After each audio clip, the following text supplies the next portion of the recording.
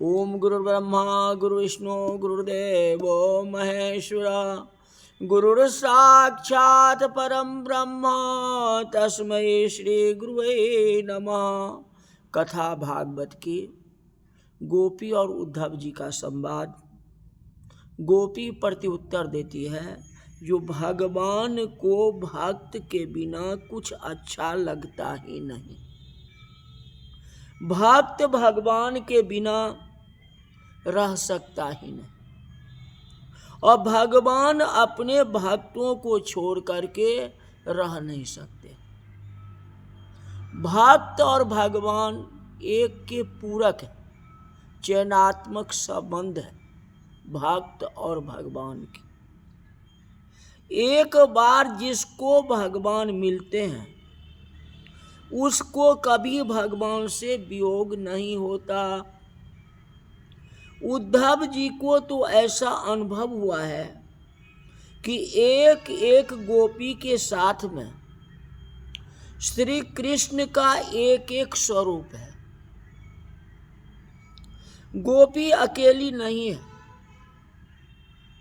गोपी ने कहा कि उद्धव जी, मुझे ऐसा लगता है कि मथुरा में जो श्री कृष्ण है वे कोई दूसरे हैं। मथुरा में जो कृष्ण है वे दूसरे हैं। गोकुल के कृष्ण, गोपी के कृष्ण गोपी के साथ में ही रहते। यशोदा माँ ने श्री कृष्ण को प्रेम से बांध लिया है। यशोदा श्री कृष्ण को प्रेम से बांध लिया है।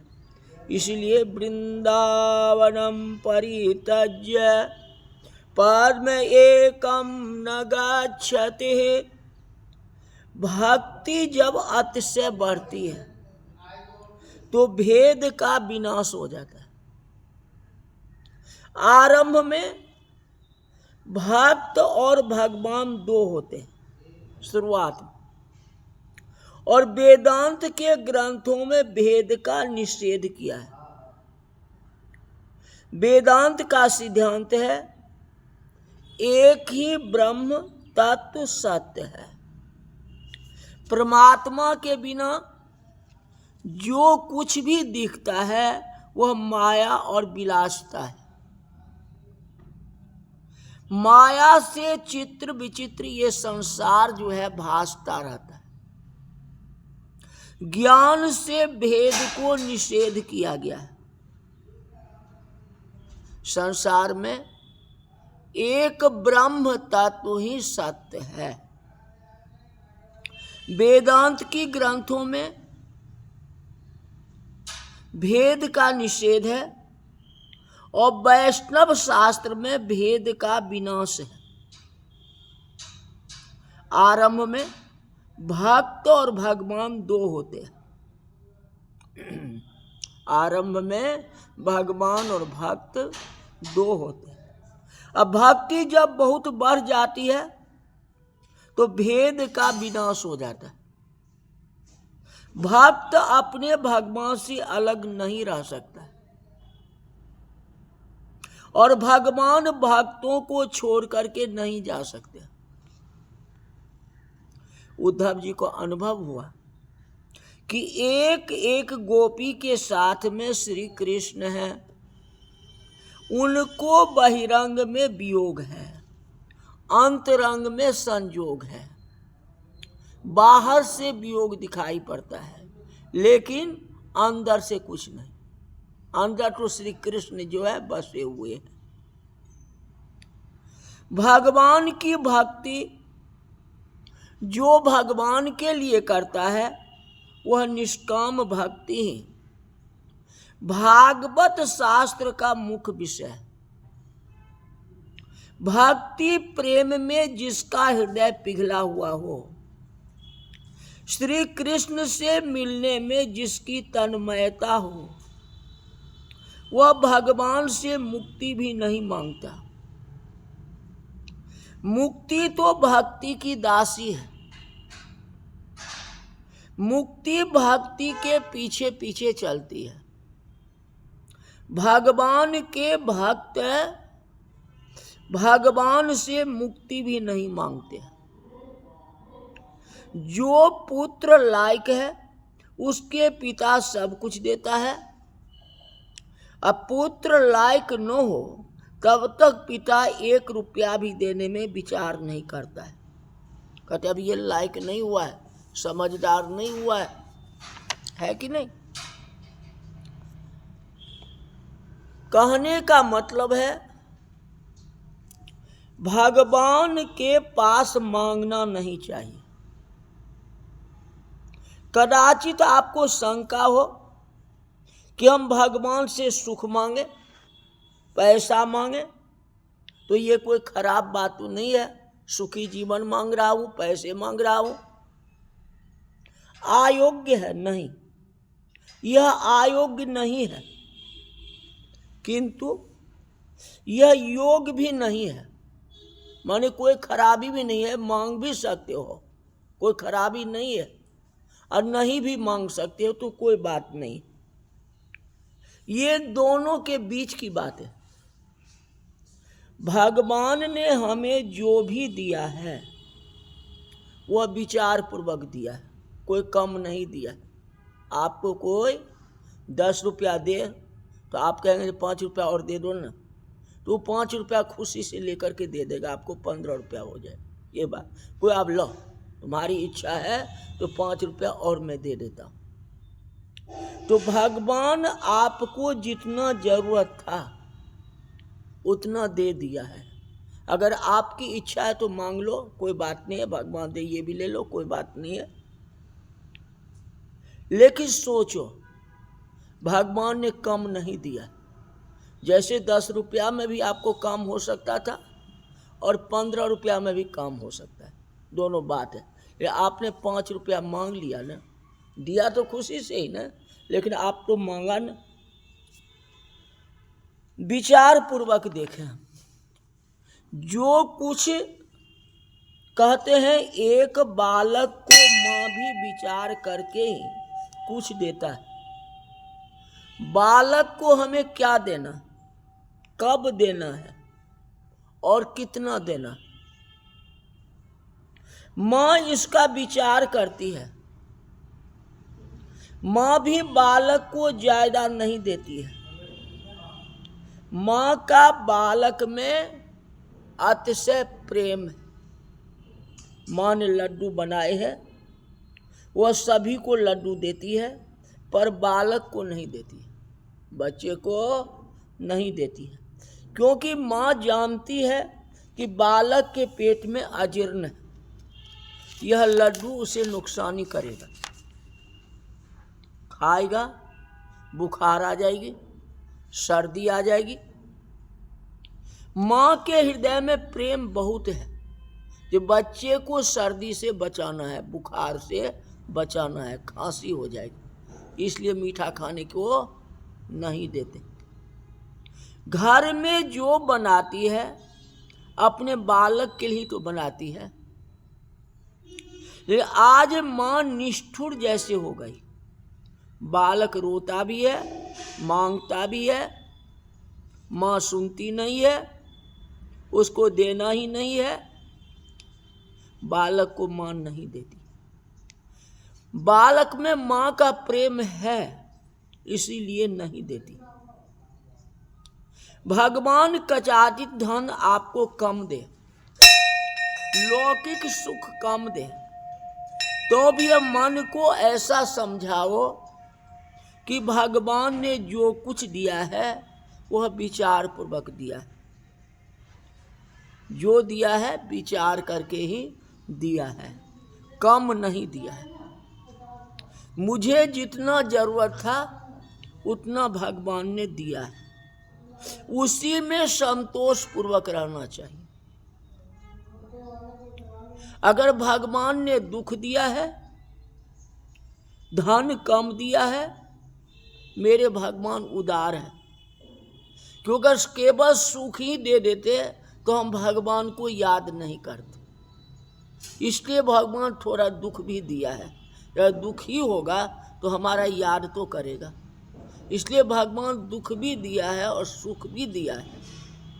आप दुख में घबरा जाते हैं और सुख में भगवान को भूल जाते हैं, यही खेद का बात है।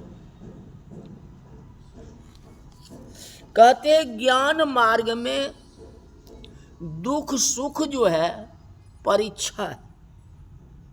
भगवान परीक्षा करते हैं, वैराग्य पूर्ण परिपूर्ण है कि नहीं। वैराग्य कम हो तो भगवान माया के पर्दे में अपने स्वरूप को छिपाते हैं, दर्शन नहीं होता। भक्ति मार्ग में भक्त सभी प्रकार का अभिमान छोड़ करके भगवान की शरण में चला जाता है।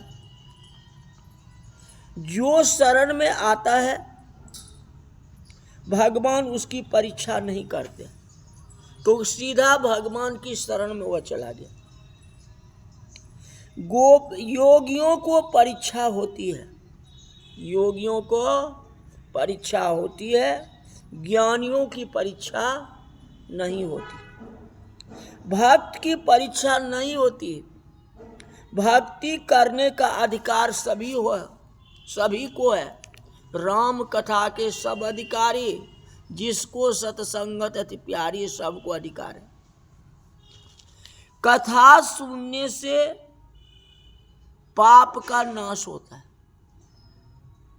कथा का एक एक सिद्धांत अपने जीवन में उतारना है।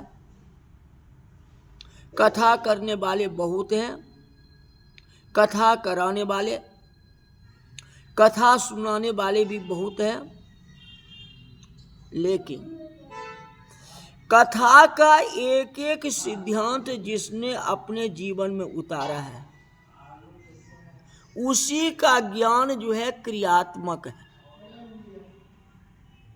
मानव ज्ञानी तो है, किंतु उसका ज्ञान शब्दात्मक होता है। ज्ञान के अनुसार जो क्रिया नहीं करता है, उनका ज्ञान क्रिया के अनुसार हो जाता है। ज्ञान जब क्रियात्मक बनता है तो अभिमान मरता है, और ज्ञान के अनुसार जो क्रिया नहीं करता, क्रिया के अनुसार उसका ज्ञान हो जाता है। सभी जानते हैं कि सत्य बोलना चाहिए, किंतु सभी लोग सत्य नहीं बोलते हैं। जानते तो सब हैं, लेकिन बोलते कम है। मानव जब झूठ बोलता है तो वह मन को समझाता है कि व्यवहार में तो थोड़ा बहुत झूठ बोलना ही पड़ता है जी, बिना झूठ बोले काम नहीं बनता। और ज्ञान के अनुसार क्रिया नहीं हो तो क्रिया के अनुसार ज्ञान हो जाता है। तो झूठ बोलने से मन में खटकता है कि यह ठीक नहीं है। आपने झूठ बोला, लेकिन मन कहता अरे यार मैंने झूठ बोल दिया फलाने के साथ में। कितने लोग तो मन को समझा देते हैं कि मंदिर में जाके भगवान को 11 रुपये चढ़ा दो, क्योंकि झूठ बोला हूँ, पाप हो गया है।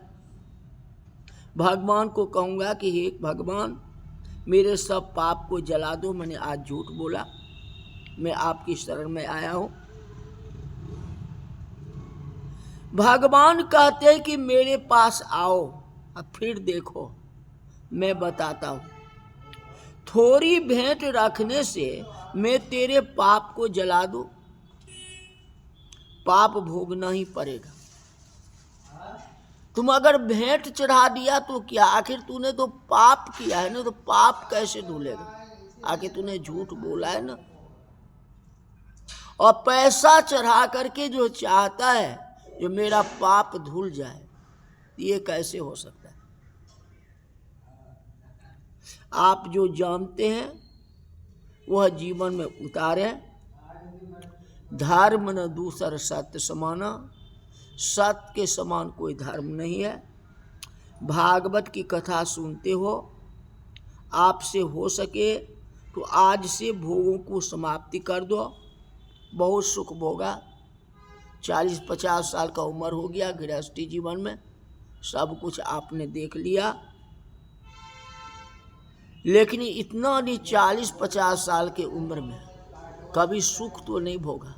विभिन्न प्रकार की चिंताएं या दिमाग पर टेंशन, लेकिन अब भी जागो और भगवान की शरण में लग जाओ। वैष्णव भोग की समाप्ति करते हैं, कभी भक्ति की समाप्ति नहीं करते हैं।